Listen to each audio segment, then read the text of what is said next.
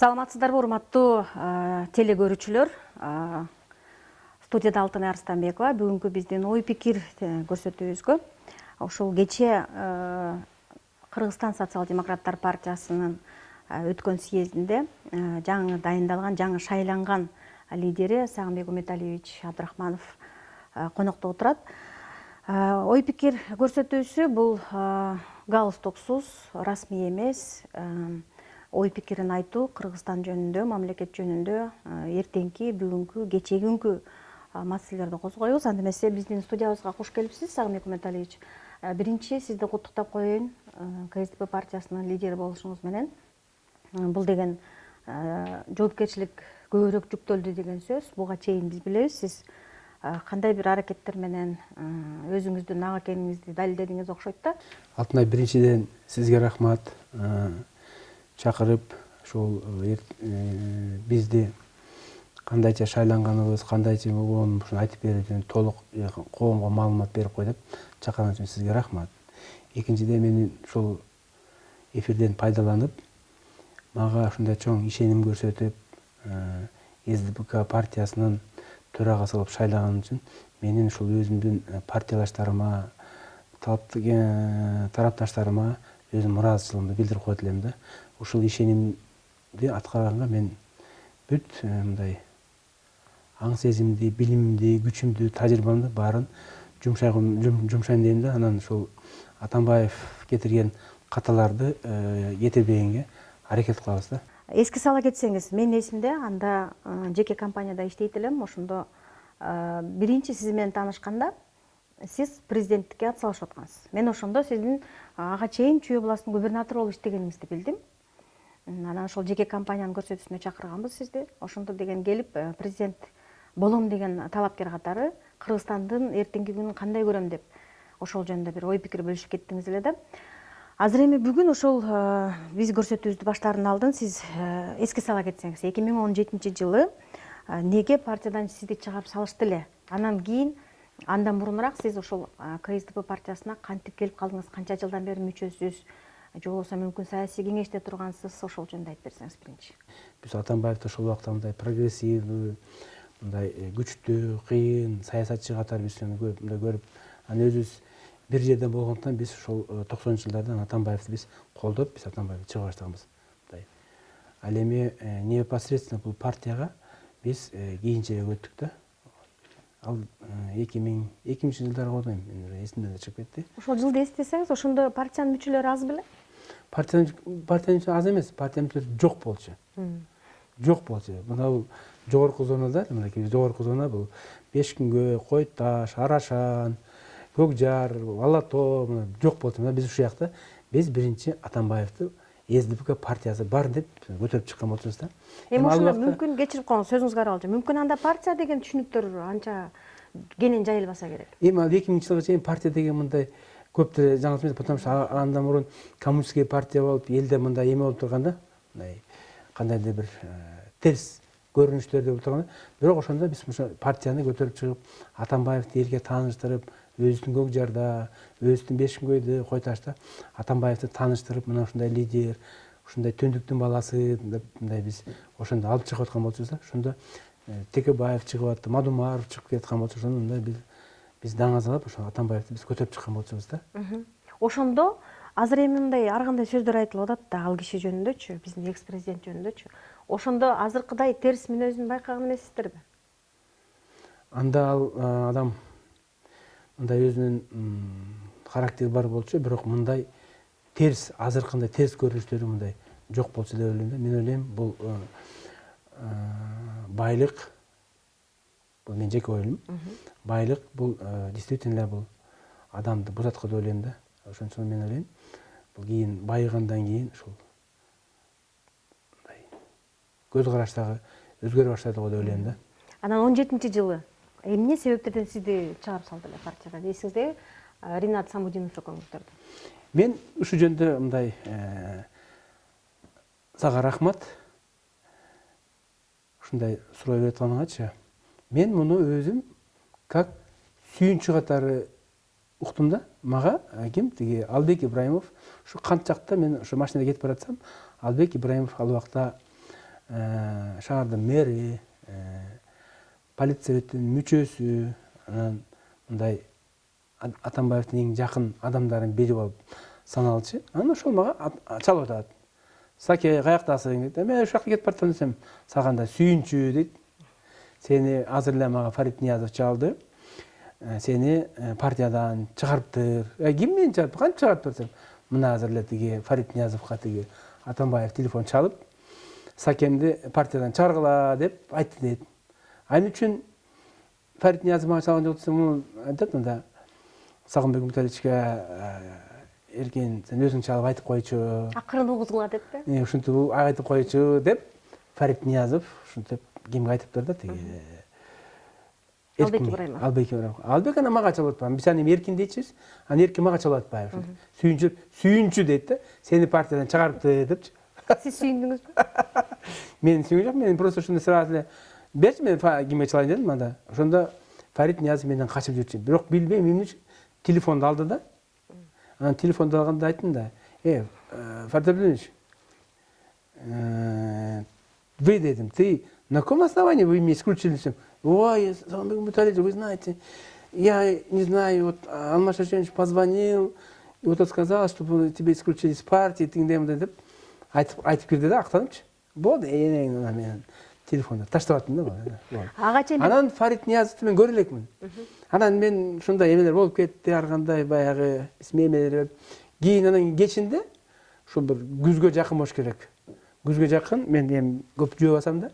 Жөө басып тиги Советский менен кетип баратсам, кечинде как раз Народный магазиндан ким чыгып калат баягы Фарид. Фарид чыга калып, мен өзүн жоготуп койду да.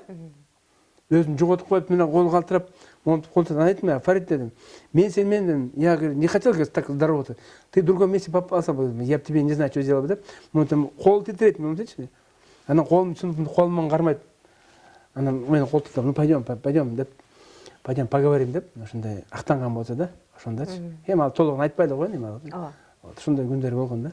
Эми себеби эмне? Мүмкүн ошол сизди партиядан чыгарыш үчүн сиз бир кандай иштерди жасадыңыз беле? Же алардын өздөрүнүн себептери барбы? Сиздин оюңуз кандай? Азыр эми мен мындай терең ошону ойлонуп көрсөм, мен ошол убакта жөн эле ойлогом, мисалы коомго мынтип айтып койду да, тиги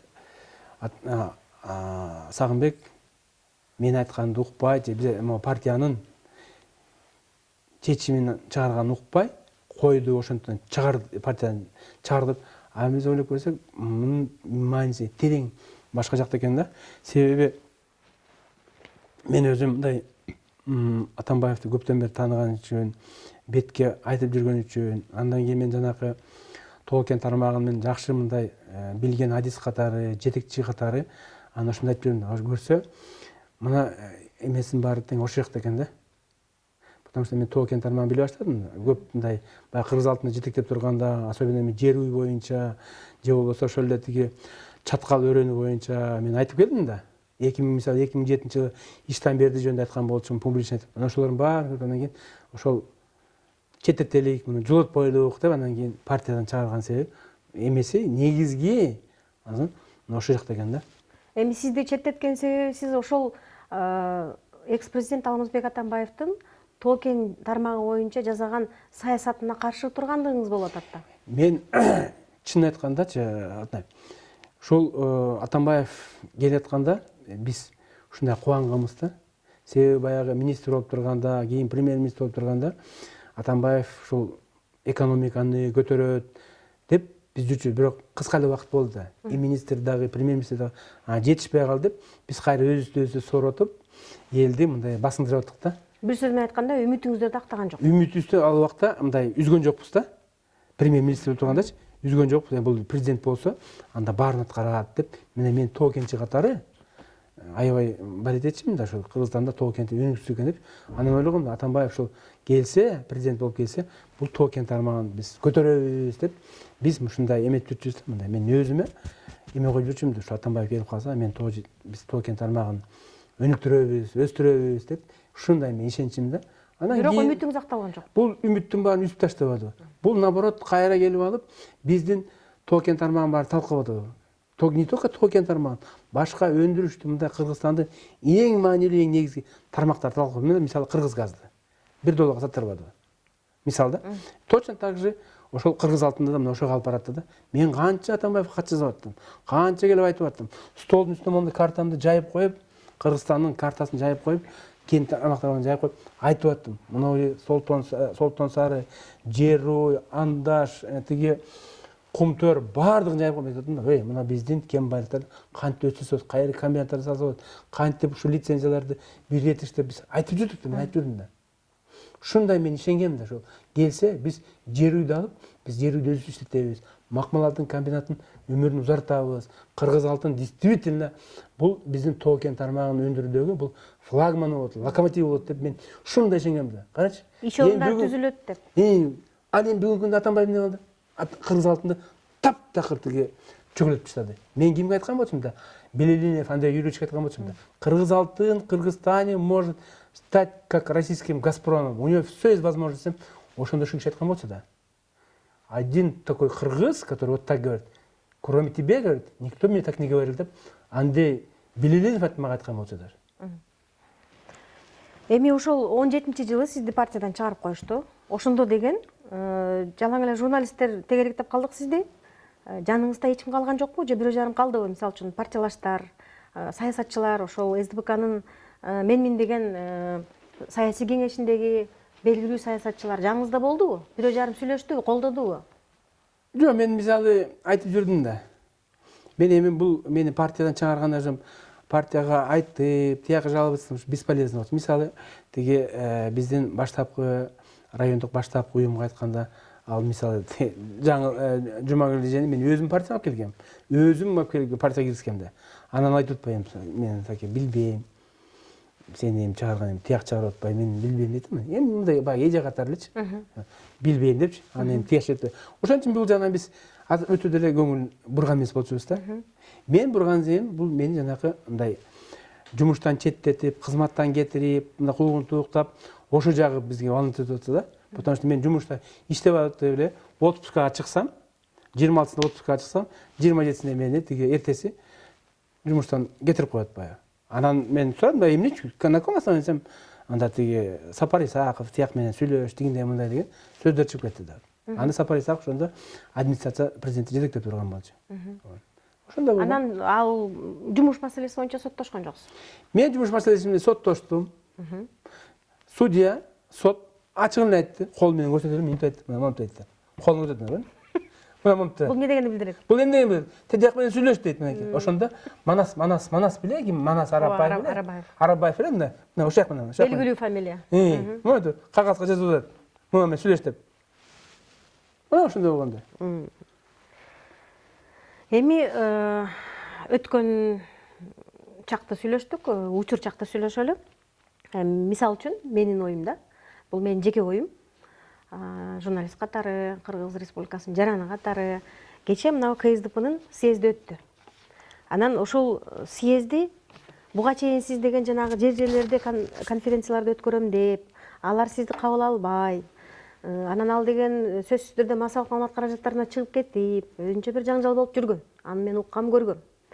Анан кечеги съездге карата болгон даярдыктар мындай. Кечирип коюңуз. Айттым сизге, алдын ала эскерттим, ыңгайсыз суроолор деп. Бышпай калган камырдай болуп калган жокпу? Шашып ушуп, нары бери съезди өткөрүп, менин жеке оюмда ушундай болуп атат да. Сиздин оюңуз кандай? Алтынай, ушу жакшы суроо берип атасың да. Бирок жанакы сурооңду биз бүтүрүп койбойлук. Анан кийин ушу айтсам. Мисалы, мени партиядан кантип чыгарды атпайбы? Мынау кагаздарды мага бүгүн апрель телевидениеси алып келип берип атат да. Сени партиядан чыгарган мынакей деп, момтип сүйүнчүп. Мен бул кагазды буга чейин көрө элек болчу. Мен бул кагазды силерге тартып, көрсөтүп коём, мынакей. Мына көрдүңүз, мына момтип. Сени чыгардык политсоветтин чечими менен деп айтып атат. Мына көрдүңүздөр? Мен бу жерде протокол жок, ким бар, ким катышкан, эмне жөнүндө сөз болгон, баарын кесип койгон, көрдүңүзбү мунун баарын? Көрдүңүзбү? Бу жерде. А мына уставда жазылып жүрөт. Ким мени партиядан чыгарылат депчи. Кайсы учурда чыгарылат, Членство партии может прекращено по желанию члена партии, по решению партийной организации, в которой числится член партии, если его действия противоречат основным целям и уставу партии. То есть мени Аламидин районун партийный организациясы менин жұмыстан чыгарат. Момда кагазды эми карасаңыз, эми бу кандай эми протокол бар, кийим жок мынакей. Жок да турабы. Анан могу кагазды көрсөтөт да. Мынау кагаз мынакей. Приложение, явка члена политсовета СДПК от 7.09.17 года фамилияларын жазып атат мынакей. Муну мага бүгүн берип атат. Көрдүң? Анан мен Исам Муркулов шешен көрсөтүп атат. Исам Муркулов айтып атам. Исам Муркуловтан мурун мен могу кимге жолотом? Алымкулов Алиязбек жолотом. Айттым, Алиязбек, сен эмне үчүн партияга чыгардың десем, Сагынбек Бекет, я от вас первый раз слышу дейт. Мен сизден биринчи жолу болотум дейт. Бул жакында сүйлөшүп атасың. Мына бул жакында эмес, ошол эле мынакей. Ошондой түшкөн. Гүлкан Сакиновна. Кабинетинде отурат. Бул жогорку кеңеште фракциянын депутаты. Комитеттин төрагасы. Мындан соң атам, сен Сагынбай эке, мен билбейм бет, сизди кантип партияга мен вообще билген эмесмин дейт. Мына, могу кагаз көрдүңүзбү? Мен муну силерге калтырып берем го, пожалуйста. Эртең муну көрсөтсөңөр болот мынакей. Көрсөтөбүз. Ошондо бир сөз менен айтканда мыйзамсыз чыгарылган. Мыйзамсыз, конечно. Атамбаев баягы партияны узурпациялап алган да. Ооба. Өзүн өзү билип, өтүгүн тергөөлөп алган да. Сотта мунуку, партияда мунуку, мамлекетте мен элем деп калган да бул. Ошондо бул партийный организациянын чечими менен чыгарылыш керек деп атпайбы? Партиялык уюмдун чечими эмес, бир адамдын чечими болот атат. Бир адам чечим айтып жана телефон менен чалып, Сакемди партиядан чыгарып койду деген болду ошол эле.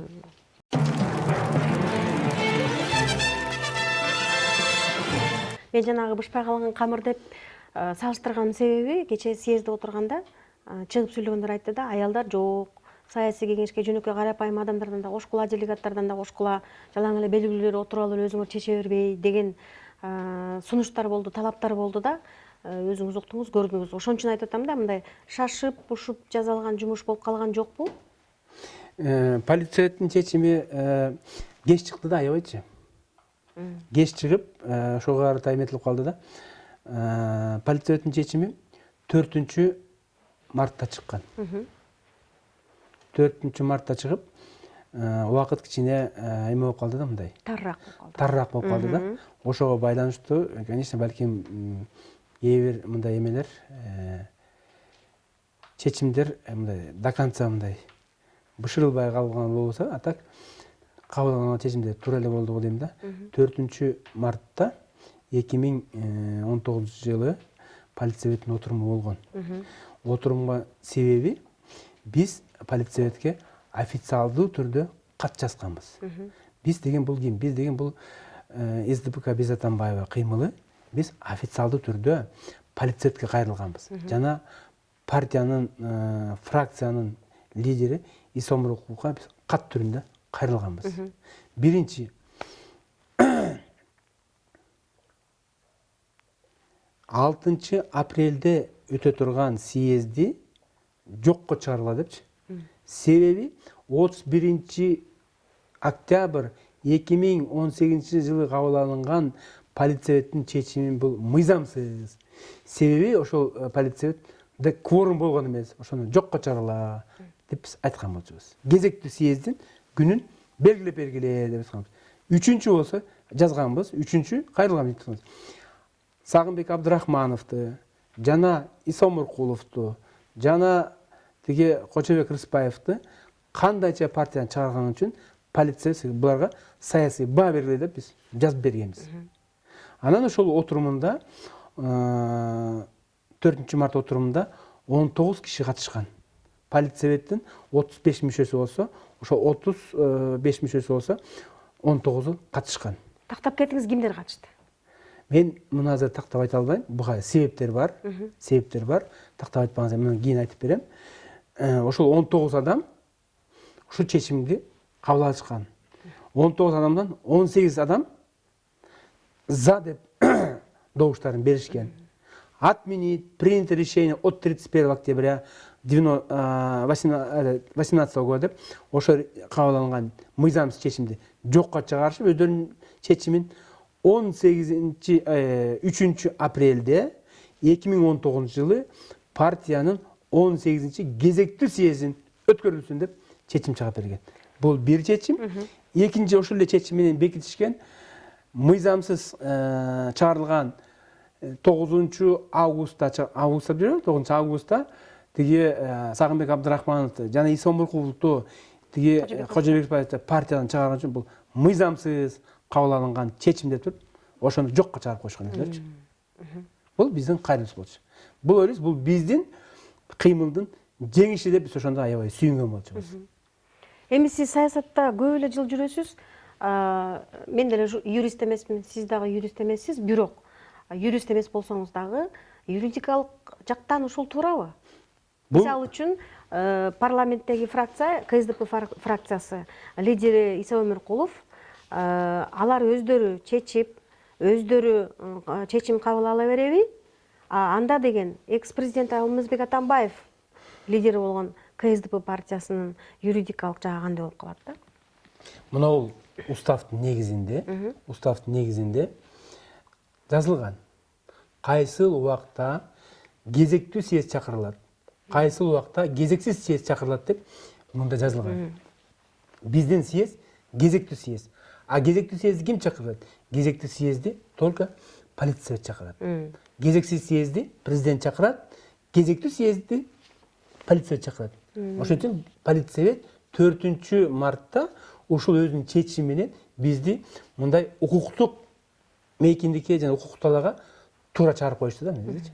Биз айтканбыз, эгерде сен муну чыгарбасаңар, тиги биздин күн съездге чыгарып бете турган болсоңор, анда биз митинг кылабыз. Митинг болбосо, мына ушул эле уставда жазылган, биз вынуждены референдумга чыгабыз деп бизди чыккан болчу. Ушул эле уставдын негизинде. Ошондо алар туура чечим кабыл алышкан болчу да. Чечим кабыл алып, жана мен айтпай кетиптермин, 4-пункт менен алар жазышкан болчу. 3 апрель деп күнүн белгилеп, жана квотаны белгилеп коюшкан. 300 делегат болсун деп квотаны белгилешкен. Орг комитеттин төрагасы ким болуш керек деп аны белгилеп коюшкан. Бул саясий кеңештин чечими, бул мыйзамдуу. Любой жерге барсак биз бүгүн айтабыз. Эмне үчүн биз айтып атабыз? Сиз буга чейин ошол эле Кундуз Жолдубаева, ошол эле азыр мен кыймын секретарым деп аткан жанакы чала юрист деп айтсам болот го. Тиги ким? Таалай Усубалиев, ошол эле жана Нурбек чала юрист. Ошолор муну уставды жакшылап карап койсо болот деп ойлойм да. Сагынбек Уматалиевич, мен аялмын, мен энемин. Эмне үчүн кечээ КСДПнын партиясында аялдар аз деген талапты коюшту. Аялдардын депутат болуп парламентке барышы, партияга мүчө болушу, аялдардын жалпы эле ушундай мамлекеттик кызматтарда эмгектениши боюнча эркек катары Кыргыз Республикасынын жараны катары сиздин оюңуз? Мен ойлойм, биз кыргыздар энелерге, карындаштарыбызга, эжелерибизге, апаларыбызга, чоң апаларыбызга биз аябай сый, урмат, аябай сыйлайбыз. Башка улуттарга караганда биз аябай мындай сый, урмат көрсөтөбүз деп ойлойм да. Бирок ошол эле учурда алар үйдө отуруш керекпи? Ошол эле учурда бизди мисалы карындаштарыбыз, эжелерибиз үйдө отурбайт, алар мугалим болуп иштеп атышат, базарда иштеп атышат, дүкөндөрдө иштеп атышат, бүт жерде эле эжелерибиз, карындаш апаларыбыз бүт жерде иштеп атышат. Жогорку кеңеште деле иштеп атышат, өкмөттө деле иштеп атышат, каякта да министерстводо деле иштеп атышат, мэрияда деле иштеп атышат. Мен маселени аз деп коюп атам. Жок деген жокмун, аз деп коюп атам. Эмне үчүн аз? Иштеп атышат. Эми бул мен ойлойм, бул баягы табигаттуу байланыштуу, ошондуктан баягы гендерлик мындай, биз азыр гендерлик деп атпайбыз, биз менин оюмча гендерликтен Кыргызстан мындай ашкан мындай эме жок го деп ойлойм. Ошондуктан проблема жок го дейм, бу жерде баардык эле жерде. Мисалы кечээки сиз айткандай тиги эмне үчүн аялдар жок деп. Мына мисалы кечээки биздин тарыхый съезд, бул 18-съезд, бул Кыргызстандын жаңы тарыхындагы бул аябай чоң тарыхый съезд. Ошо тарыхый съезди мына Нурбек Садашевич Кененбаев алып барбадыбы? Мурда бүт бизде эркек кишилер барчу да.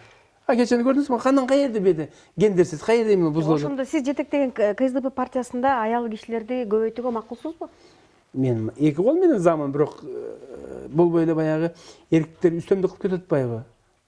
Аял киши деген кандай десем, баягы алардын мындай жаратылышы, өзүнүн эмеси баягы үйгө жакын, балага жакын, тарбияга жакын деп эле баягы ушундай болсо, так биз эки кол менен забыз, бизде штабта иштеп аткан аялдарыбыз, кыздарыбыз бар. Мен ушул аял кишинин мамлекеттин тагдырына, мамлекеттин тагдырын чечүүчү маселелерге көбүрөөк катышышын каалайм да. Эмне үчүн дегенде, Конституцияда мындай жазылыптыр.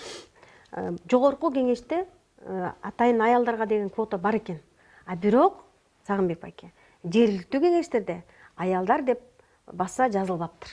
Ушул маселеге сиз кандай карайсыз? Анан эгерде 2020-жылга барасыздар да парламенттик шайлоого, ошондо барып калсаңыздар, Кудайым буйруган болсо отуруп калсаңыздар парламентте, ошондо ушул маселеге сөзсүз көңүл бөлөсүзбү? Жанагы конституцияны өзгөртүш керек болуп атат да. Жергиликтүү кеңештерде, областтык, жок азыр райондук, айылдык кеңештерде аялдар сөзсүз канча бир бөлүгүн түзүш керек деген тактоону киргизип коюшубуз керек. Мен эми ал жагын билбейт экенмин, бирок мен өзүм айыл кеңештерде депутат болгом, рай кеңештерде депутат болгом, жогорку кеңештерде депутат болгом. Бизде айыл кеңеште биздин мугалим кыздарыбыз депутаттар болчу. Жок, мен айткан жокмун, жок деп айткан жокмун. Жанагы аял киши депутаттардын мынча бөлүгүн түзүш керек деген тактоону киргизип коюшубуз керек экен да, себеби дегенде аял киши деген басым жок экен. Мен ошону угуп, көрүп алып таң калдым. Эми буну кийин Кудай буйруп сиз айткан оозуңуз камай, Кудай буйруп биз жанагы коюп атпайбызбы максат. 2020-жылы бизде мындай 50ден кем эмес депутат жогорку кеңешке келишип атпайбы СДП партиясынан. Балким ошондо биз мындай катуу эске алып, ошондо биз мындай аял кишилерди мындай көбүрөөк алып чыкканда биз алып чыкканга аракет кылалы.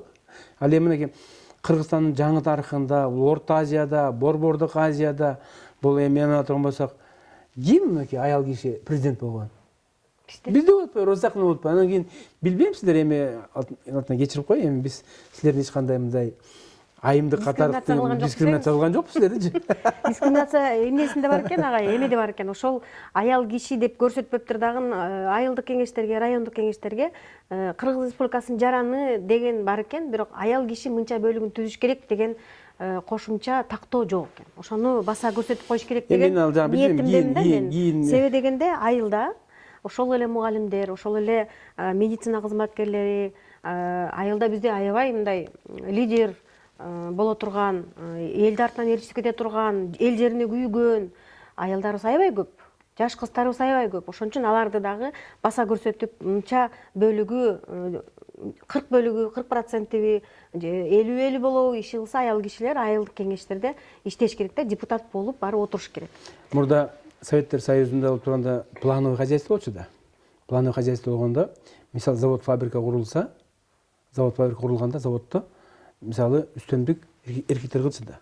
Мисалы Тоо кен тармагында, шахтада, пароходкада бүт жетиги аппаратчиктер эркектер болсо, ошондо алардын аялдары, карындаштары, эжелери, апалары эмне кылыш керек дегенде, ошондо Совет Союзунун пландашынча мисалы мындай тигүү фабрикасы, жеңил өнөр жайын өнүктүрүү, жеңил өнөр жайында аял киши үстөмдүк кылсын, аялдар иштесин деп бизде муну түзүлүп аткан болчу да. Мына биз келип тиги эгемендик алган үчүн бир кумтөрдү салабыз деп биз Кыргызстандагы жеңил өнөр жайын баарын талкалап таштабадык го. Буга прямо Атамбай ким күнөөлүү тиги, Акаев күнөөлүү. Бүт жеңил өнөр жайын талкалады. Аял кишилерибиздин баардыгы эжелерибиз, карындаштарыбыз жумушсуз калды мынакей. Мына ошо. Ошон үчүн биз Кудай бурсак, мен кече эмеден пайдаланып, мен өзүмдүн кыскача программамен чыкпадымбы? Программада айтып атпаймынбы? Кудай бурса ошо программага жетсек, мен ойлойм, биз аял кишилерге, кыздарга, карындаштарыбызга биз жумуш жолун түзүп беришибиз керек да. Менин сизге берип аткан ушул суроомду бир далилдеп кетейин дагы. Айыл өкмөттөрдө сиз айылдарды кыдырдыңызбы? Мен айылдарды көп кыдырам да, айылдарда көп жүрөм, айылдагы жанагындай суу, жол, чек ара проблемаларын тартып жүрөм, элдер менен көп сүйлөшүп жүрөм. Ошондо барганда айтышат да неме деп. Айылдык кеңеште жалаң эркектер, анан болгондо да урууга бөлүнүп алышып, анан туугандарын колдошуп, ошентип эле айылдык кеңеш отуруп эле жанагындай маселелерди өздөрү эле чечип коет экен. Аялдарды кийлигиштирип элечи. Аялдар өзүңүз билесиз, алар деген так жүрөт, түз жүрөт. Тиги бала туруктуу саткын туруктуу болот. Анан кийин балдарды өстүргөнгө жараша балдарга көбүрөөк күйөт, ушул балдардын келечеги деп көбүрөөк күйөт дагы. Ошол эле сиз айткан Тоо кен маселеси боюнча айылдарда барып чет өлкөдөн келген инвесторлор казып атпайбы жерде? Алтын алам, башканы алам деп казып атат да. Ошондо деген жанагы айыл өкмөттөгү, айыл кеңештеги айыл өкмөт менен айыл кеңештеги депутаттар биригип алып эле эркектер отуруп алып бир жерге барып бир койду союп жеп, ошо менен эле иш бүтүрүп коюшат экен. бул деген массалык маалымат каражаттарына чыкпаса дагы биз ошол жер-жерлерге барганда көрүп атабыз да ошондой нерсени. Ушул нерсени эске ала жүрсөңүз деген тилек. Эми Кудай буйруп биз 20-жылы биздин партия СДПК партиясы парламент кутуп келсек, биз сиз айткан жанагы сунуштардын баарын эске алабыз деп ойлойм да. Буюрса. Эми кечеги съездге кайтып келсек, Саамбек Уметалиевич, эмне үчүн съездге ошол жана сиз айткан саясий кеңештин мүчөлөрү келген жок? Күн сайын телевизордон чыгып сүйлөгөн белгилүү саясатчылар келген жок. Эмне үчүн ошол КСДП партиясынын башында тургандар, ошол КСДП партиясы экиге бөлүнүп калбадыбы? Ошо бөлгөндөрдүн үстүндө турган эч кимди көргөн жокпуз. Саясатчылардан мен кече ошол бизди угуп көрүп отургандарга айта кетейин. Кубанычбек Кадыров кече жакында абактан чыккан, аны көрдүм. Исмаил Саков келди. Исмаил Саков келдиби? Келди. Мен Отурду. көрбөй калыптырмынбы? Дагы эми Тербиш Алиев деген муурда депутат бар эле, ал КСДП мүчөсү эле, ошол киши отурду. Анан жана Маматалиев вице-премьер-министр болуп жүргөн мурунку өкмөттүн. Ошол 3-4 эле саясатчыны көрдүм да, башка эч ким келген жок. Эмне үчүн? Мен биринчиден айтат элем, мен буга өтө деле мындай көңүл бурбайт элем да. Эгер саясатчы алып келе турган болсок, укуктук жагын алып келе турган болсок, бул съездге шайланган делегаттар гана келиш керек болчу. Шайланган делегаттар катыш керек болчу. Ал эми ошол эле жана политсоветтин мүчөлөрү алар шайланган жок да. Сиз айтып атасыз, тиги жогорку кеңештин депутаттары эмне үчүн келген жок деп атпайсызбы, туурабы? Ошол эле Иса Өмүркулов. Ошол эле Иса Өмүркулов дедиңиз, жана башкалары алар келишмек болчу. Бирок кече күнү ушундай дал келип калыптыр да. Жогорку кеңеште өтө мамлекетке мындай маанилүү чоң мындай курч маселе каралып атты. Бул чек ара маселеси. Жабык эшиктин артында каралып атты. Себеби өзүңүздөр уккандарсыздар, мына чек арада аябай эме болуп кетип, кишилер каза болуп, анан ошон үчүн аякта жабык эшикте каралып атканда мен ойлойм, ошо депутаттардын мисалы ошо биздин эле фракциянын депутаттары келбей, ошол жакта ошондой маселени чечип атканы, бул мен ойлойм туп-туура эле депчи. Ал эми башка мындай аттуу баштуулар биз ага мындай көңүлдөрү өтө мындай бурган эмес болсобуз, келсин деп. Конок катары мисалы өзүбүздүн ардыгер партиянын мүчөлөрүн чакырдык, алар келишти. Мындай аттуу баштуу 1-3-4 келишкен, ошол чакырган кишилер келип, ошолор менен атак биз буга мындай өтө деле маани берген жок. Бул себеби 18-чи съезд бул өзгөчө съезд болуп атпайбы? Бул эгерде мындай тарыхты алып кете турган болсок, баягы коммунистский партиянын убагында 20-чы съезд болгон. Знаменитый 20-й съезд деп коет да, когда разоблачали культа личности Сталина. А бул 18-чи съезд, бул разоблачение культа личности Атамбаева болду да.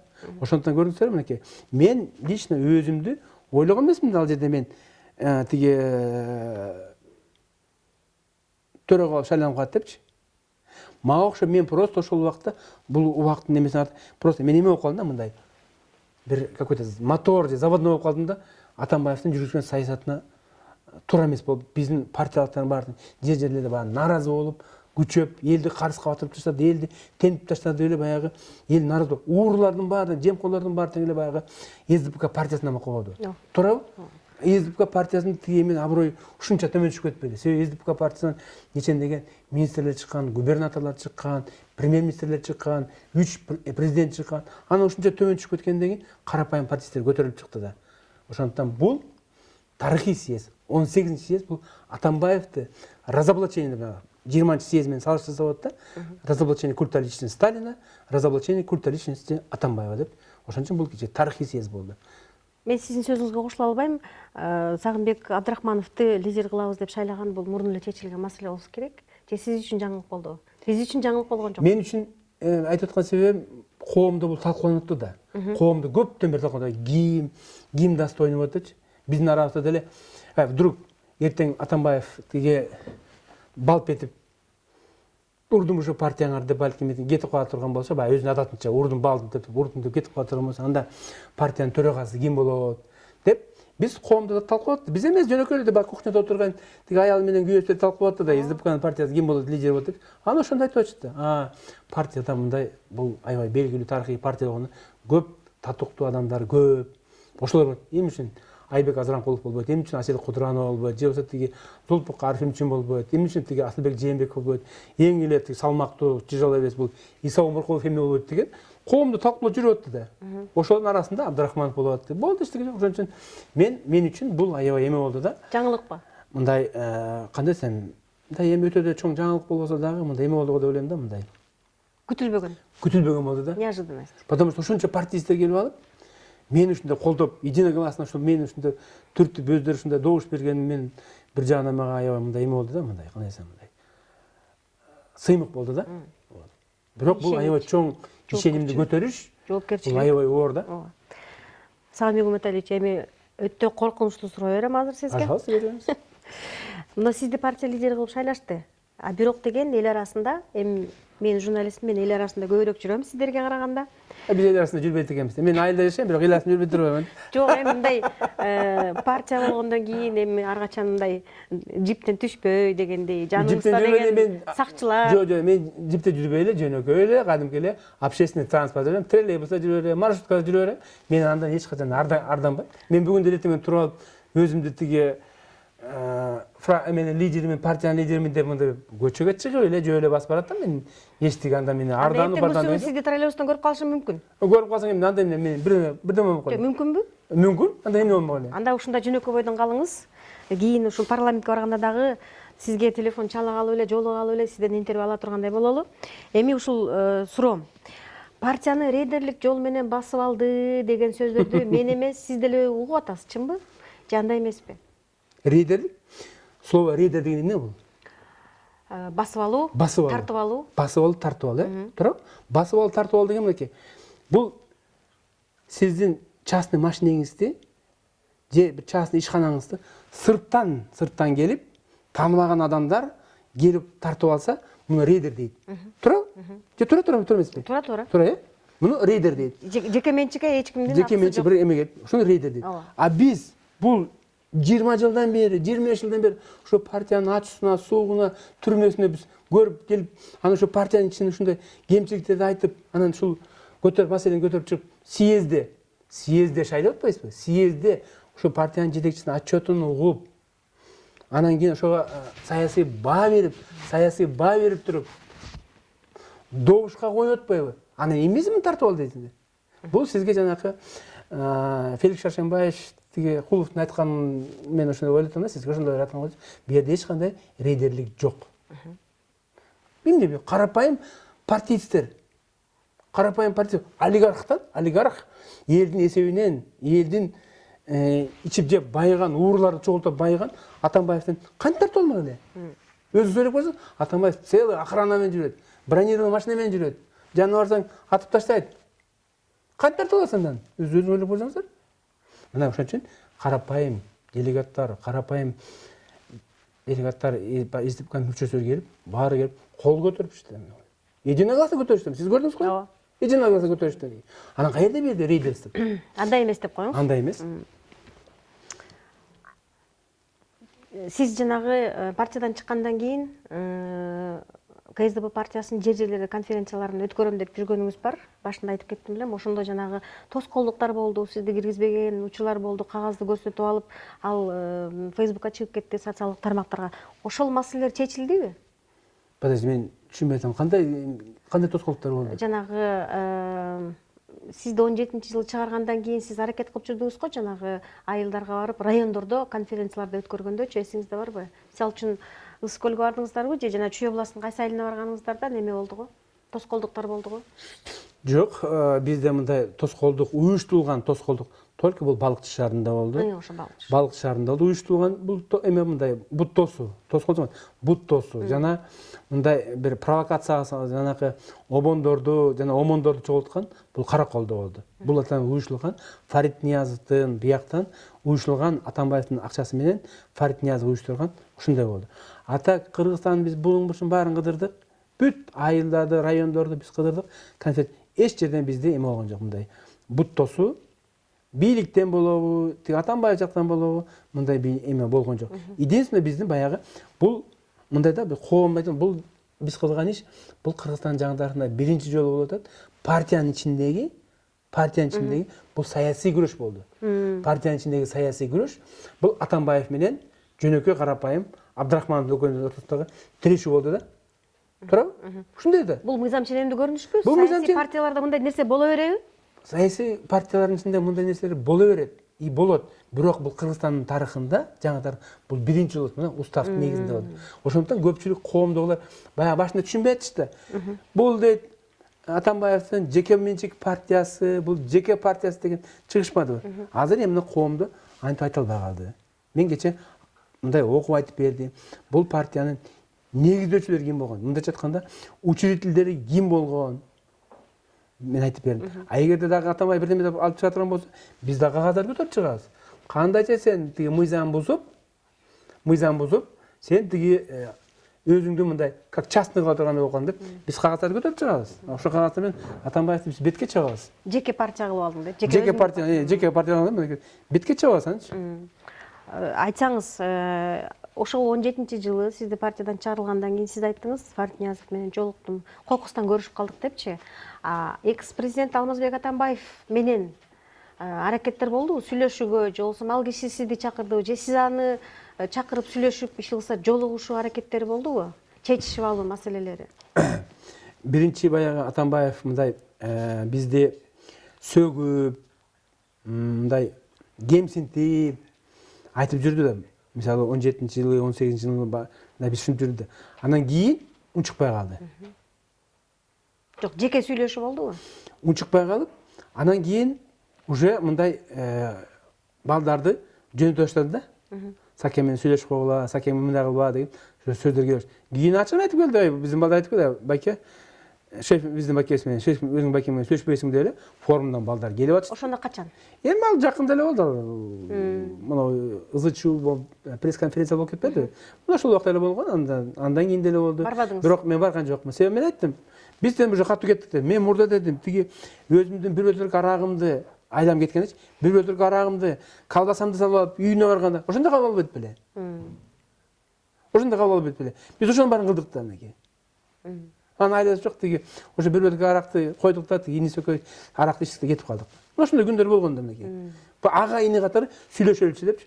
Биягынан Фарит киргизбесе, биягынан Бакай киргизбесе, тиги жагынан икрам момундай китайский эмен тосуп койсо биз кире албай атсак.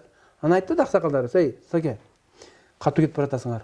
Мурдакыдай эле кылып, ага ини катары эле бир бөтөлүк арагыңды, коньягыңды алып эле бар, бир бөтөлүк арагыңды, колбасаңды алып эле барып сүйлөш" деп. Биз ушундай кылдык да мынакей. Ага инибиз эмне? Бир эле эмен жерибиз да. Ошондой да кылдык. Кылбаса, кабыл алса болду деп. Биз аны деле айттык балдарга. Түштөн кийин барбай койдуңуз? Түштөн кийин барган жокпуз. Болду. Эми чакыруу жана сүйлөшүүнүн жолдору башкача да. Туура. Мен ошол эле Чүйдүн аксакалдары менен, Сары Өзөн аксакалдары менен, Солтоонун аксакалдары менен баардыгы менен акылдашып аттым да, кеңешипчи. Байке, кийин мына биз эми түштүктөгү биздин эмелерибиз күлбөсүн, түндүктө да биз момун жеп атат деп айтпасын деп биз кеңешип аттык да. Анан биз аксакал айтпады, мени Акшакал деп айткан. Менин фамилиямды Акшакал деп айткан. Мен барбайм ал акмакка деп. Сен туура кылып атасың деп айткандар болду да. Силер кылып аткан ишти мен колдойм аксакал катары деп ушундай айткан болгон күндөр болгон да. Сизди мен жаңы таанышканда, ушул Россияда көп жыл жашаган адам катары таанышканбызда, ошол кайсы жылдарды жашагансыз, эмне үчүн кетип калгансыз, анан кантип кайсы жылдары келип калдыңыз Кыргызстанга, канча жылдан бери жашайсыз толук кандуу Кыргызстанда? Сизди мигрант десе болот беле? Жок, мен мигрант болгон эмесмин. Просто мурда Союз убагында распределение деген бар болчу да. Ошол распределение мен Өзбекстанда көп иштеп калдым, кийин Россияда көп иштеп көп окуп калдым. Мен аябай мындай жакшы билим алдым да Россиядачы. Ошондон азыркы мынакей Уральский федеральный университет Екатеринбург шаарында. Бул аябай чоң университет. Россиянын 5 университеттин катарында турат. Путин болсо азыр ушул университетти дүйнө жүзүндөгү 100 университеттин катарынан кирсем деп Путин ошондон чоң аракеттерди койду. Мен ошол университетти азыр ушул күндө мен ошол жакта член правлениямын, правлениянын мүчөсүмүн. Бул мен үчүн чоң сыймык. 14 жыл мен шайланганмын. Анан 14 жыл шайлангандан кийин биз 15 жылдан баштап студенттерди ошол жака биз кабыл алып жаткан. Бюджетте окутуп атабыз. Андан башка дагы биз студенттерди окутуп атсак, бүгүнкү күнү мынакей бүгүнкү күнү 19-жылы 105 студент окуп атат. 105 студент, ошонун ичинен 74 бакалавр, 28 магистрант, 3 аспирант окуп атат, бюджетте окуп атат. Мындан башка дагы ошо Уральский федеральный менен Кыргызстан ортосунда келишим, 17 келишим түздүк бизчи. Ошол эле Кыргыз алтын менен, ошол эле Славянский университет менен, ошол эле тиги биздин Кыргыз улуттук университети менен, биздин технический университет менен, мына жакында орустар келип кетишти. Ош университети менен мындай келишимдер 17 келишим биз бүгүндө Россия менен иштеп атат. Мен тоо кенчи катары айтат элем, мынакей бүгүнкү күндө Кыргыз алтын. Бизде мынакей адистер чын айтканда жетишпейт, специалист жетишпейт. Мисалы, мен тоо кенчи катары айтайын. Мисалы, мына Талды булак сол жээкте, же болбосо тиги чаткалда рудалар, упорный рудалар. Ошо упорный руданы кантип мышьякты, же болбосо кантип ошо мышьякты тиги алтындан бөлүп чыгыш керек, ошо зыян болот үчүн ошонун технологиясын иштетип чыкканга мынакей ошо Уральский федеральный университетте илимий изилдөөлөр жүрүп атат. Мына ошол эле тиги Талды булак сол жээкте алтындан кантип медти бөлүп чыгыш керек. Мына ошол илимий изилдөө болуп атат мынакей. Мына ушундай Кыргызстанга эң чоң пайдалуу жерлерде мен өзүм салым бар, иштегем, билгем. Мына ошон үчүн бул сыймык деп ойлойм го. Тактап кетейин. Кыргызстанда канча жылдан бери толук кандуу жашап атасыз? Кыргызстанда мен 90 жылдарда келдим го дейм мен. 95-96 келдим го дейм Кыргызстанга. Ошондон бери толук кандуу эч жакта көчүп кетпей, ушул жакта эле жашап атасыз? Жок, эч жакка кеткен жокмун. Менин баамда сиз ушул жакын арада келип эле мигрант болуп, ошол мигрант болбосоңуз дагы ошол жакта иштеп, ошол жакта жашап Россияда, анан кийин деген бул жакка келип эми ушул саясатка киришип аткан адамдай таасир калтыргансыз да? Андай эмеспи? Мен жаңылышып атамбы? Сиз жаңылышкансыз го дейм. Мен просто мен айтпайм, дүйнө жүзүндө мен эң чоң мындай алтын чыгарган биринчи орунда турган комбинаттарда иштедим да, алтын чыгарган комбинаттарда. Кесип мен үй бүлөм да ушундай. Ошон үчүн бу жерден эч кандай эчтеке деле жок. Түшүнүктүү. Анда сөздү ошол сиздин өзүңүздүн кесибиңизге буралы. Былтыры ноябрда болуш керек, декабрда болуш керек, Чаткалдагы Эти Бакыр деген түрк компаниясы ошол жерге фабрика курабыз десе, жергиликтүү жашоочулар жок деп митингге чыгышты. 500 адам митингге чыкты. Митингге чыккандардын себеби түрк компаниясы цианид иштетет экен да, ошол фабриканы ачкандан кийин цианид иштетет экен. Ошол цианиддин кандай зыяны тиет? Бирок деген бул келечектеги иш да. Мисалы үчүн эртең биз фабрика курабыз, макулдуңарды бергиле, себеби биз цианид колдонобуз десе, ошого элдер каршы болуп атат да. Ага чейин эле жанагы Эти Бакыр компаниясы ал жакта алтын кенин казып атат. Казганы менен жанагындай суулар агып, кандайдыр бир химиялык, физикалык заттар жан-жаныбарларды өлтүрүп, мисалы үчүн тиги социалдык тармактарга неме жайылып кеткен. Бир идишке ошол компаниянын суусу турат да, химиялык, физикалык бир суусу турат да. Ошого жанагы жаш балдар, көчөдө ойноп жүргөн эле жаш балдар баканы салып койсо, бир канча бир убакыттан кийин жанагы эчтекеси калбай калып атат да, баканынчы. Анан ошондой нерселерди пайдаланып атат. Анан ал деген суу агат, тиги мал ичкен сууга кошулат ал. Ушундай бир мындай баары бир экологиябыз бузулуп атат да. Ушуга сиздин жанагы ген тармагындагы кесип адам катары оюңуз? Алтынай, билесиңби, мен ойлойм да, мыйзам иштеш керек. Бул бир, мыйзам катуу иштеш керек. Анан ар бир адам бөдүнүн сөзүндө касапчы сөзүн деп айтабы, мына ошондой дегенде бүгүнкү күндө жалган экологдор, жалган патриоттор бүгүнкү күндө көп да. Анан ошолор бүгүнкү күндө мындай бизде массалык маалыматтын баары тең коммерция болуп калгандыктан ошондон пайдаланышып бүгүнкү күндө коомго мындай терс маселелерди алып келип берип атат да.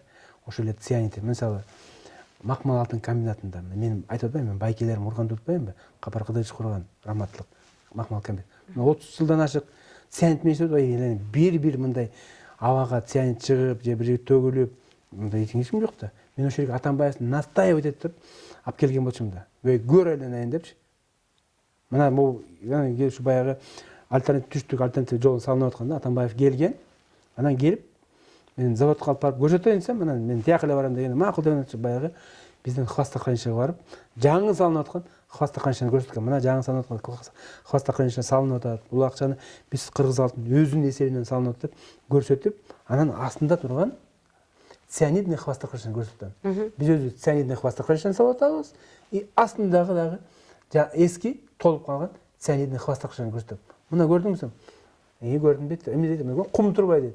Көрдүм, кумдун үстүндө тиги уйлар жатат. Жайынып алчу. Уйлар, койлор, ошол хвостохранилищенин тегерен хвостохранилищенин астынан чыккан булактан жылкылар суу ичип, койлор баягы көлөккө жатат. Эме көрдүңүз? Бул цианид коркунучтуу эмеспи? цианид коркунучтуу. Мына мындай бул хвостохранилище болсо, коктун ичи мынакей. Астында булактар бар мынакей. Мына булактар агып атпайбы? Анын астынан булактын аккан болсо, мал ичип, жеп, ошол жерде эле тиги канча 35 жылдан бери эчтеке болуп өтөт. Просто бул жерде тартип болуш керек, мыйзам иштеш керек. Жана ошол жерде охрана эме бар, тиги отдел охраны окружающей среды деген бар. Мына ошолор эмени тиги техника безопасности строго соблюдать этиш керек. Цианид өзү мындай прямой касание болбосо, ал эч кандай мындай адамга мындай зыяны жок. Зыяны жок. Дүйнө жүзү боюнча, мынакей азыр менин элде боюнча 2 чоң катастрофа болгон. Бул цианид боюнча. Бул биринчи 94-жылы эмеде болгон, Кумтөрдө болгон. Андан кийин 2000 канча жыл экен билбейм, Югославияда болгон. Ито Югославия согуш болуп, тияк болуп, анан ошондой кийин болгон да. Экөө тең бул прямой эле адамдын шалакылыгынан болгон. Экөө тең заводдо болгон эмес. Непосредственночи технология колдонуп аткан жерде болгон. Экөө тең сырт жерде болгон. Мисалы мына бул тиги эмени алып болсо, Кумтөрдө алып турган болсо, бул баратканда эле баягы Барскоңдо баратканда эле баягы водитель көпүрөгө тиги көпүрө узкий болгондо, ошо көпүрөгө батпай, ошол жерден кулаган болчу. Комбинат каякта, авария болгон жер каякта. Просто ошол убакта биз средства массалык маалымат жагын уттуруп коюп, баарын тескери алып келип коюп, көрсөтүп коюшту да. И бүт жерде эле ошол азыр бүгүнкү күндө цианид деген эле эме. Жаман сөз. Жаман сөз. Ал эми мисалы цианидтин эмнеси бүгүнкү күндө жакшы? Мындай башка жол менен алтынды тазалап чыкса болот, бирок ал кичине кымбатыраак, анан кийин таза алтын алып чыкпайт. Мисалы 1 тонна рудада, биз максимально 0,27-22 грамма, 0,22 грамма эмеге кетет, хвостко кетет. Агер цианид менен колдонбосок, мисалы 1 тоннада 2 грамм, 4 грамм алтын болсун. 4 грамм алтын болсо, ошонун 60%, 70% эме 60 эмес, где-то бир 40-50% алынса, калганы хвостко кетип калат, тазаланбайчы. А эгерде цианид колдонсок, анда алтынды биз почти таза алып чыгып атпайбыз. Түшүндүңүзбү? Түшүндүм. Просто муну технологияны мындай строго колдонуш керек да. Сакташ керек. Сакташ керек да. Анда эмесе бир суроо ушул сиздин кесибиңизге байланыштуу.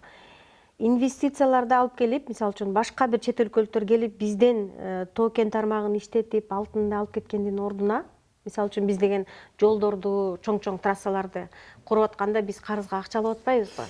Ошондой карызга акча алып туруп эле Кыргызстан өзү токен тармагын иштетип, ошол жергиликтүү жашоочуларга иш ордуларын даярдап тартып берип койсо болбойбу? Сөзсүз эле чет өлкөлүк келип казыш керек. Эмне үчүн биз Атамбаев менен уруштук? Көрдүңүзбү? Өзүңүз эле кайра тиги эмени алып келдиңиз, тиги баягы биздин мындай мына темабызга алып келдиңиз да.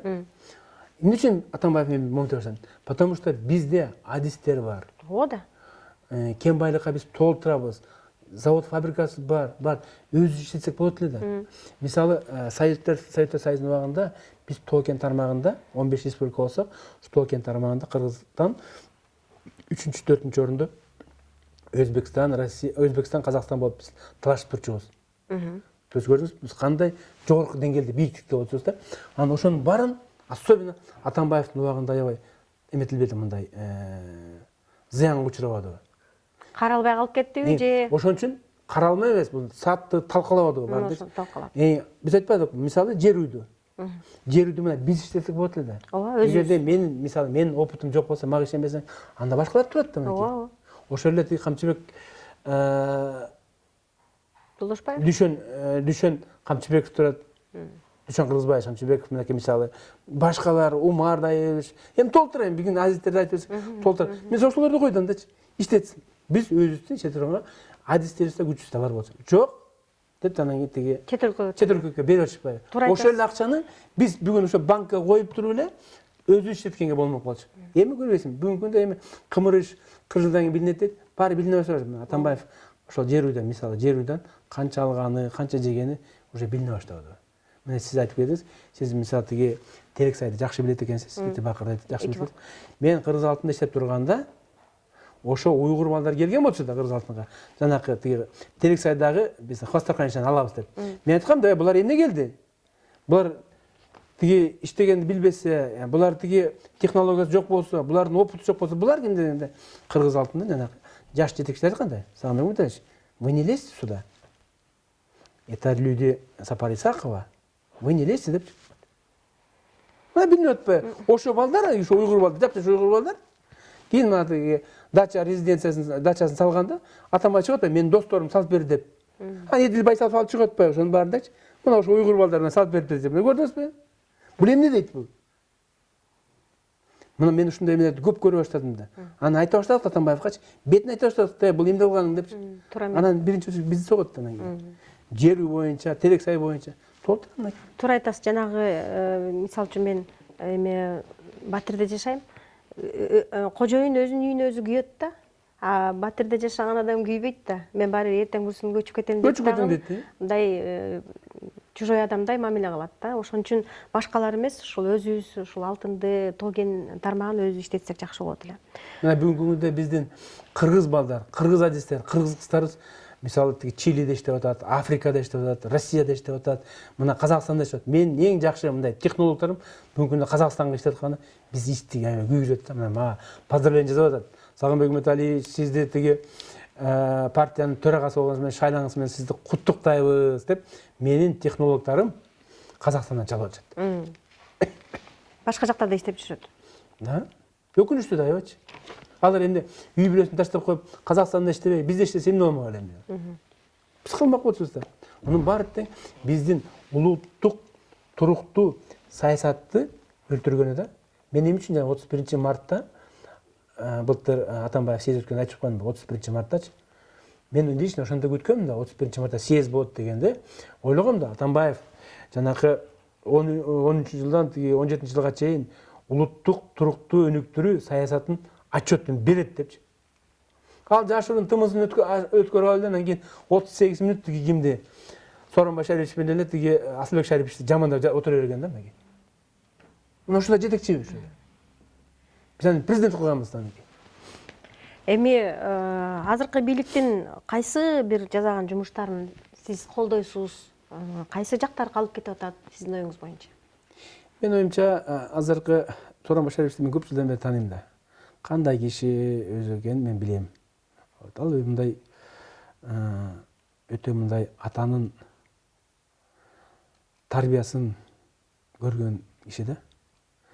Анан кийин мындай мамлекетке келип азыр эми мындай көзгө саятын көрүнө турган жумуш жок болуп аткан себеби бул жанакы могу ички интрига менен Атамбаев менен экөөнүн ортосундагы интрига менен байланышып эле жанакы ууруларды. Мен сизге лучше бир мисал айтып берейин анда көрчү. Ушу мисал айтсак жакшы болот го. Мисалы мына мен Кой Ташта биздин байкебиз бар, аксакал. Атамбаевдин туугандары болуп кетти, кудалары болуп кетти. Мен ошого барып атам. Биз ушундай байке Атамбаевден кыймыл эмес, уран менен көтөрүп чыгып, биз чыгып, "Эй, Сагынбек, сен туп-туура кылып атасың" дейт. Туура кылып атасың дейт. Мага дейт.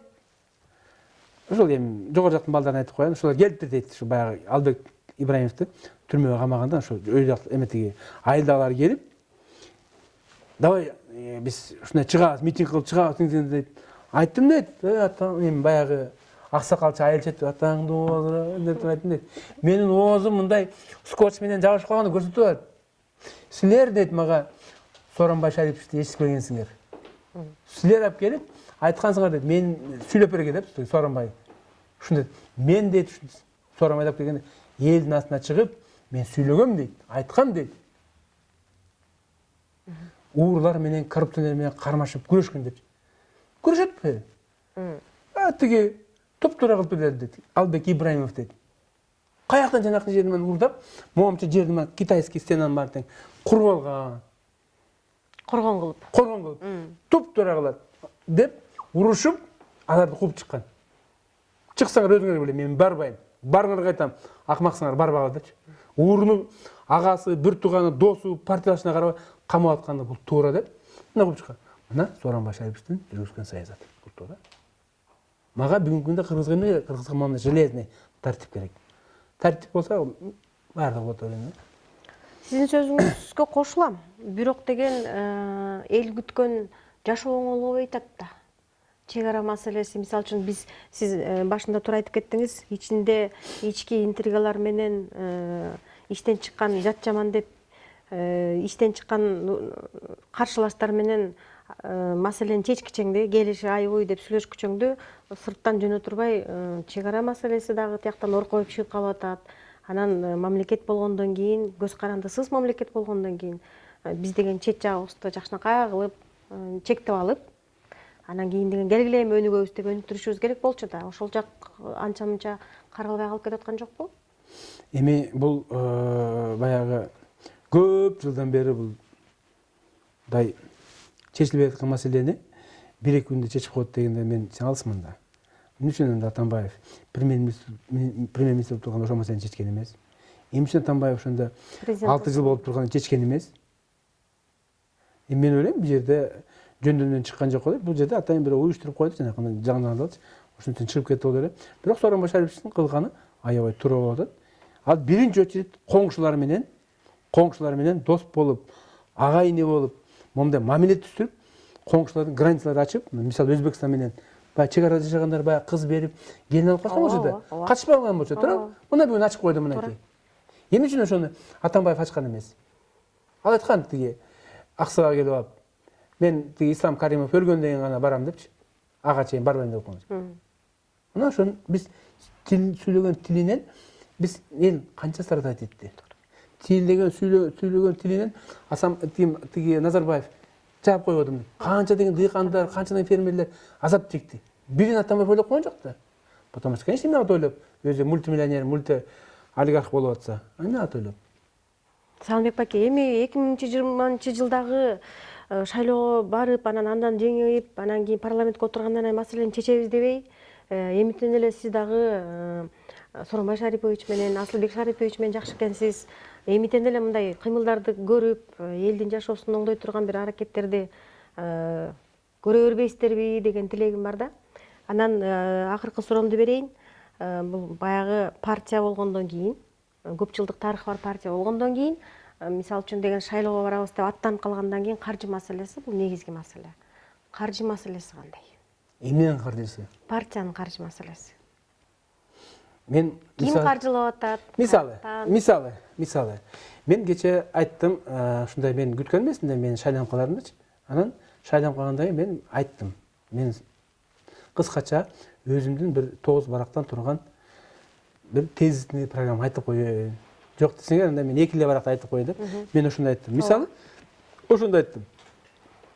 Партия жерлерде регионалдык мектептерди түзүш керек. Же болбосо партиянын өзүнүн жогорку мектеби болуш керек деп айттым. СДПК партиясынын жогорку мектеби болуш керек. Мисалы, биз райондо же айыл өкмөттө бир айылдык кеңешке же айыл өкмөт болобуз десе, бүгүнкү күндө өзүңүз көрүп атасыз сапатын. Туурабы? Мына ошолорду окутушубуз керек. Региональный партийный школа болуш керек. Алар СДПК мен СДПКмын дейт да, СДПКнын атынан барышат, же жазганды билишпейт, же иштегенди билишпейт. Туурабы? Туура. Анан ошолорду үйрөтүш үчүн жок дегенде, эгерде депутаттыкка барам же айыл өкмөт болом десе, андай болсо, будь добр, пройди региональный партийный школу. Биз окутабыз да, бу жерден укукту окутабыз, праваны окутабыз, тиги тарыхты окутабыз, политтехнологияны окутабыз. Туурабы? Мына ошентип, партия бир жагынан акча таба баштайт, бир жагынан ошол жерде иштеген мугалим, ошол жакта иштеген мугалим акча таба баштайт. Бүгүнкү күндө чөнтөгү капчыктар толтура да. Жогорку кеңешке барам дегенде дагы толтура, туурабы? СДПКдан барам дейт, же СДПКдан мен тиги эме болом дейт, министр болом дейт, же СДПКдан мен директор болом дейт, туурабы? Анда болсо, пожалуйста, давай СДПК партиясынын жогорку мектебин бүтүп чык. Кечирип коюңуз, сиздин оюңуз туура болушу мүмкүн, бирок деген ушул партиялардын эң негизги максаты партийный мектептерди уюштурбай, взнос акча таппай, взнос төлөйсүң. жок туура алго жанагындай эме деңизчи, баягы уюштуруу иштери деңизчи. Бирок деген ошол партиялардын эң негизги максаты эмне? Ал деген элдин жашоосун жакшыртуу да. Туура. Ошентип айтпаймын, мына кайра эле биз высший школа, партийный школаны карадыган болсок, мына бизде эгерде анализдеп көрөлүк. Анализдеп көрсөк, бизде мына жогорку кеңеште отурган высший партийный школаны ким бүткөн? Эч кимдер бүтпөсө керек. Бир эле Исамулкулов бүткөн. Ошо. Башка эч кимсе бүткөн эмес. Ошентип сапатын көрүп атасыз, туурабы? Эгерде биз бүгүн окутсак, мисалы биздин мугалимдерибиз бар, кыймыкты профессорлорубуз бар, докторлорубуз бар. Ошолор мисалы сен депутаттыкка бара турган болсоң, пожалуйста, оку мынакей. 3 айлык, 4 айлык партиянын курсун түзөбүз, окугун мынакей. Ошентип биз билимдүү, илимдүү, мыкты депутаттарды даярдасак мынакей ушундай болот да. Бул бир жагы. Экинчи жагы, биз Кудай бир бийликке партиябыз келип калган болсо, биз анда мына Атамбаев талкабадыбы, мамлекеттин өзөгүн. Өзөгүнө бул тиги байлык менен бийликке байлыкты кошуп турушат да. Бай болсоң сен министр болосуң, бай болсоң сен бийликтесиң, бай болсоң сен губернатор болсуң, эл башкарасың деп кошуп турушат, көрдүңбү? А управленецтер четтелип калат. Мына ошон үчүн азыр Путин аябай туура баа берди. Наконец-то Кыргызстанга пришел управленец деп. Мисалы, Сооронбай Башарович. Ал бүт тепкичтерди как управленец катары басып өттү да, туурабы? Ал коммерсант эмес, ал бизнесмен эмес, туурабы? Атамбаев ким? Кечиргой Бабанов ким? Экөөдөн коммерсант. Атамбаев элдин көзүнө жетип атат. Менин хоббим коммерция, менин хоббим бизнес деп, ГАОга Кыргызстандын акчасына барып, ошол жака үй салып атат, демек, комплекс салып, туурабы? Менин Кыргызстанга инвестор алып келет деп коет да, калп айтып, Турцияга уруп атат. Тура эмеспи? Ошон үчүн биз бийликтен байлыкты четтетишибиз керекпиз. Бирок бийлик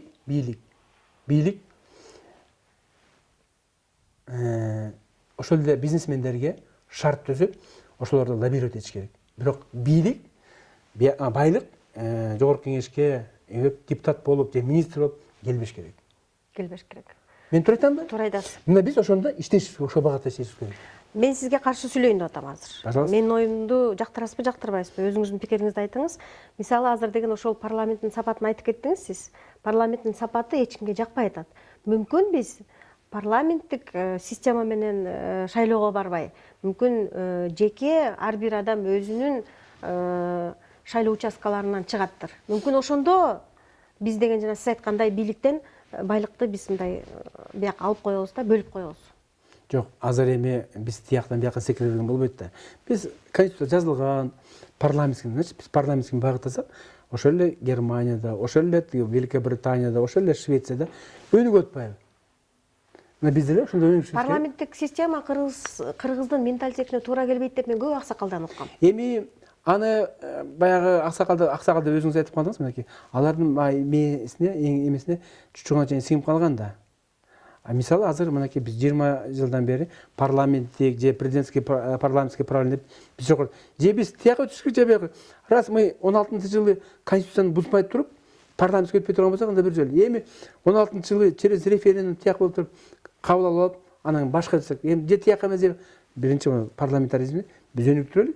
Жаманбы жакшыбы, мына өзүңүздөр көрүңүздөр, партиялардын ичинде азыр мындай тирешүү, таймашуу, тиги атаандашуу пайда болуп, өнүгүп атпайбызбы, алдыга жылып атпайбызбы?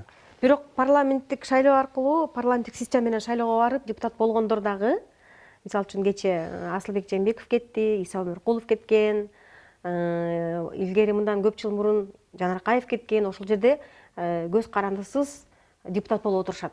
Аны кандай баалайсыз?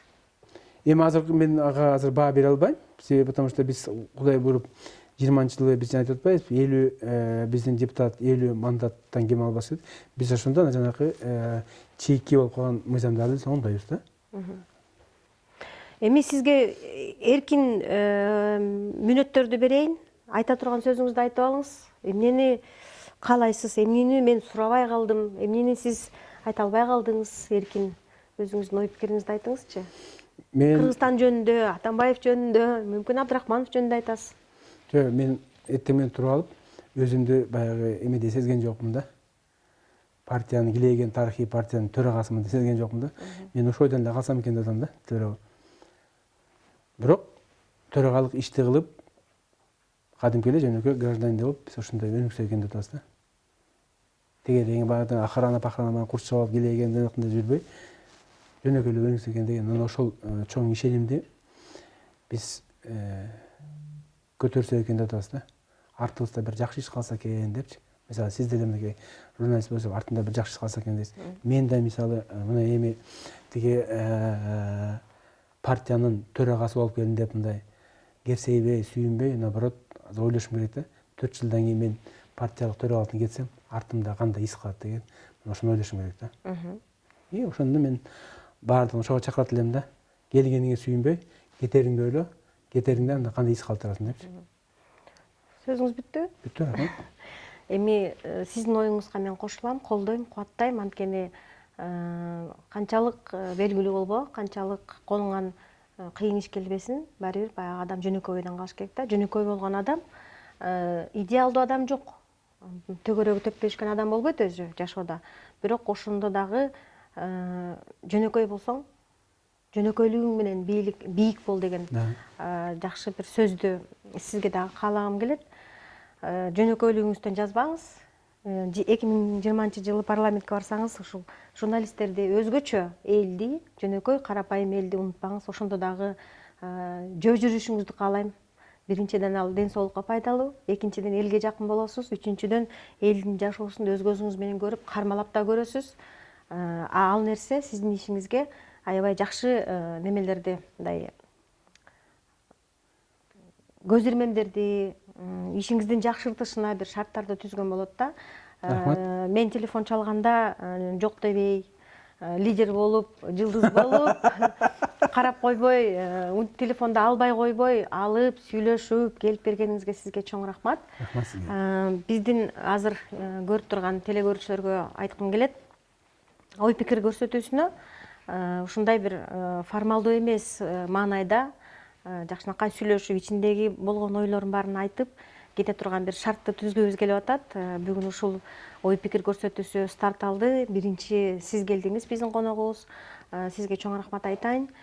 Андан экинчи тарапка да бүгүн ушул Сагынбек Өмүталиевич Абдрахманов агайыбыз менен көп адамдар жөнүндө сөз кылдык. Эгерде ошол экс-президент Алмазбек Атамбаев тарапташтары келип сүйлөйм десе, аларга эч качан жок дей албайбыз. Акыбыз жок, анткени ар бир адамдын өзүнүн чындыгы бар деп коет.